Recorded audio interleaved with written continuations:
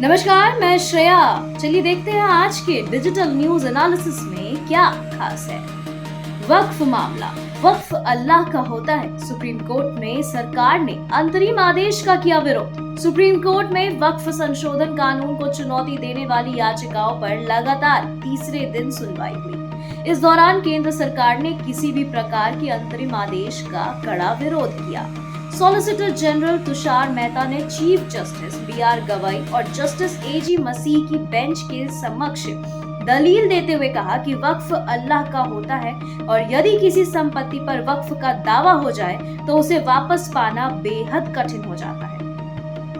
सरकार ने अदालत को चेताया कि अंतरिम आदेश पारित कर किसी संपत्ति को वक्फ बोर्ड को सौंपने से भविष्य में गंभीर जटिलताएं उत्पन्न हो सकती है, खासकर तब जब कानून को अंततः असंवैधानिक ठहरा दिया जाए। ऐसी स्थिति में संपत्ति की वापसी लगभग असंभव हो जाएगी।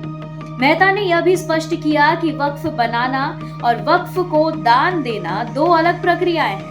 उन्होंने बताया कि किसी व्यक्ति को वक्फ घोषित करने की अनुमति तभी मिलनी चाहिए जब वह कम से कम 5 वर्षों से प्रैक्टिसिंग मुस्लिम हो।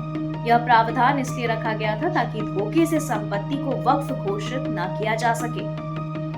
सरकार ने अब आदिवासी क्षेत्रों में वक्फ संपत्तियों के बढ़ते दायरे पर भी चिंता जताई।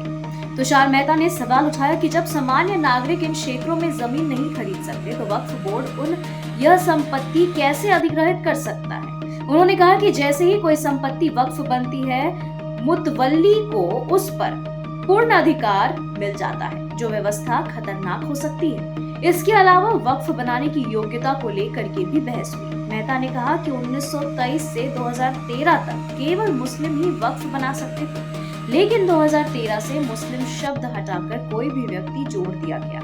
ताजा संशोधन में इसे फिर से मुस्लिमों तक ही सीमित कर दिया गया है।